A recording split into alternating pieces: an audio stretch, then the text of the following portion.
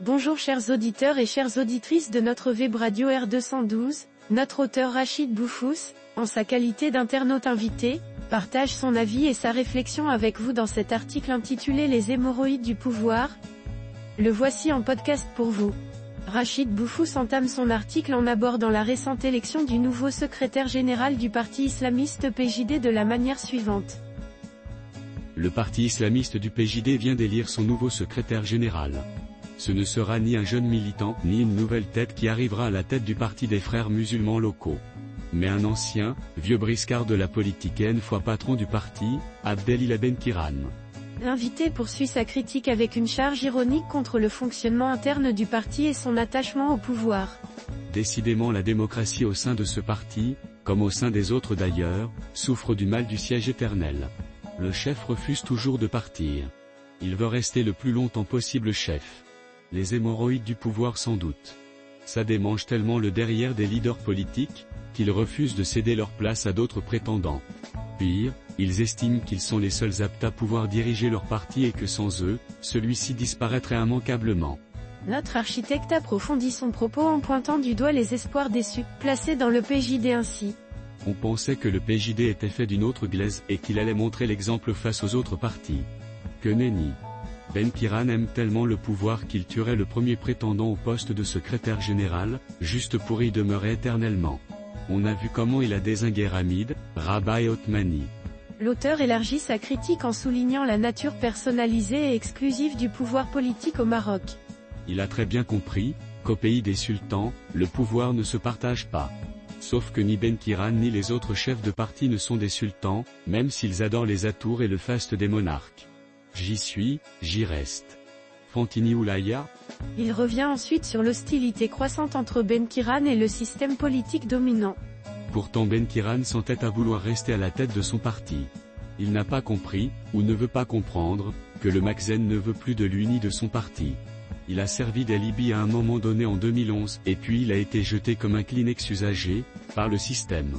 Il a cru le bougre, qu'on l'avait choisi pour sauver le pays lors du printemps arabe.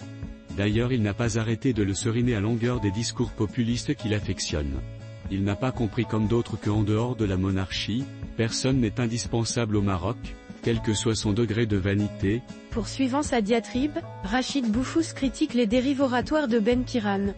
De plus, depuis le décès de son compagnon Abdallah Bah, Benkiran ne maîtrise plus son verbe et ne cesse de dire des conneries sur tous les sujets qu'il aborde, ce qui a eu l'ordre d'exaspérer fortement le Makzen, qui a décidé de se passer de lui. C'est pour cela que le choix s'est porté sur Othmani à la primature, avant de zapper tous les obus du Parlement, pour n'en laisser que 12 nains poilus siéger à la première chambre. Il enchaîne avec une description mordante du dernier congrès du PJD.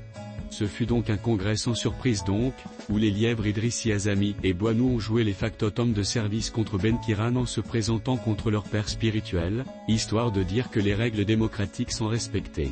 Ça la foutait mal de devoir être le seul candidat à se présenter à l'élection. Il faut sauvegarder les apparences, même si la démocrature est de rigueur dans tous les partis et pas seulement au PJD.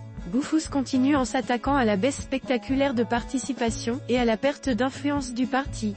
Mais pour un parti qui se dit populaire et contenant le plus de membres, il n'y a eu que 1402 votants au Congrès, Benkiran ayant eu 974 voix contre 374 pour Azami Idrissi et 42 pour Boinou. Il faut dire que cette fois-ci, peu de délégués se sont déplacés ou ont tout bonnement disparu depuis les dernières élections où le parti est passé de plus de 110 sièges au Parlement à 12 sièges. L'auteur commente ensuite la tension persistante entre Benkiran et les autres composantes de la majorité.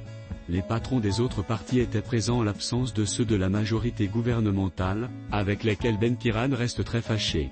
Pourtant, s'il compte revenir un jour au pouvoir, il devra composer avec eux, si toutefois son parti est invité à le faire, ce qui est loin d'être évident. Mais au Maroc, rien n'est impossible et les ennemis d'aujourd'hui deviennent demain, copains comme cochons, comme par enchantement. Dans un ton toujours sarcastique, Rachid Boufous revient sur les propos de Benkiran lors de son discours d'investiture. Benkiran dans son discours d'investiture à vie, a fustigé le ministère de l'Intérieur qui l'aurait privé de la subvention pour organiser son congrès, pour d'obscures raisons, qu'il n'a pas expliquées. Il a dit aux congressistes que c'était la première fois qu'ils se réunissaient grâce à l'argent du PJD et non à celui du Makzen. Faut faire gaffe. Ce genre de déclarations sont enregistrées sans la mansuétude du Maczen qui a voulu que le PJD existe en tant que parti politique. Ses adhérents et mourides seraient encore à se réunir dans des cafés glauques, à Sidi Ben-Nour ou dans des cabines téléphoniques. Le chroniqueur critique ensuite une décision politique jugée irresponsable. Toutefois le fait d'inviter un chef de parti mauritanien membre des Frères musulmans, et surtout ayant déclaré son soutien au Polisario à maintes reprises, a été une erreur de la part du marabout du PJD. L'intégrité du pays et la défense de la nation sont plus sacrées que des considérations fraternelles avec les frères musulmans d'où qu'ils viennent. Faut pas jouer avec Sassi Benkiran. Il insiste sur un sujet sensible, la posture ambiguë des islamistes vis-à-vis de la question du Sahara. Déjà que l'on ne voit pas beaucoup les islamistes sortir défendre l'intégrité territoriale du pays préférant défendre Gaza, il ne faut pas en plus inviter nos ennemis chez nous. Il y a des limites que l'on ne transgresse pas.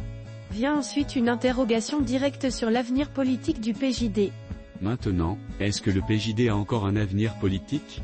Je ne le crois pas, d'autant plus que son allié putatif qui était Al-Adel Elva Al-Hissan en 2011, s'est détourné de lui et a certainement fait perdre le PJD aux dernières élections, beaucoup plus que le quotient inventé par les hiérarques du ministère de l'Intérieur pour l'affaiblir. Il est important de garder en tête qu'aujourd'hui que Al-Adel reste la première force d'opposition au Maczen, loin, très loin, de tous les partis de l'ancienne Koutla et des autres forces d'opposition du pays. Boufous décrit ensuite l'organisation d'Al-Adel Elva Al-Hissan avec un regard critique mais lucide. Cette secte islamiste, créée par Abdeslam Yassine, un ancien instituteur en rupture de ban avec la confrérie des Boutchichi de Madag, continue à mobiliser des centaines de milliers de personnes au Maroc et à l'étranger, émettant des avis et communiqués politiques tout en refusant de se constituer en parti. C'est Al-Adel qui continue à mobiliser en masse pour les manifestations pour Gaza à travers le pays. On a vu la dernière manifestation aux abords du port de Tanger Med il y a 15 jours encore. Il cherche l'affrontement avec les autorités pour se faire passer en victime à l'international, mais n'y arrive pas, vu l'intelligence des forces de l'ordre de ne jamais répondre à ces provocations. Rachid Boufous termine son propos sur une note acerbe et ironique à l'égard de Benkiran et de la scène politique nationale. Bref, on va continuer à se taper les sorties de route de Benkiran, 4 ans de plus, à partir de son salon du quartier des Orangers, à ruminer son aigreur d'avoir été viré de la primature par son ennemi intime, Aziz le pompiste. La réélection de Benkiran nous renseigne encore une fois que les choses ne sont prêtes à changer au bled et que les chefs politiques ne veulent pas faire place nette aux jeunes générations et aux nouvelles têtes, accrochées au siège de chef de clan, quitte à en développer les hémorroïdes du pouvoir. Chers auditeurs de la web radio R212, merci d'avoir été à l'écoute de ce podcast, et de partager avec nous ce moment d'échange et de découverte. Votre présence et votre fidélité sont notre plus belle récompense. On se dit à très bientôt, si vous le voulez bien. Avec toute notre gratitude, l'équipe de R212,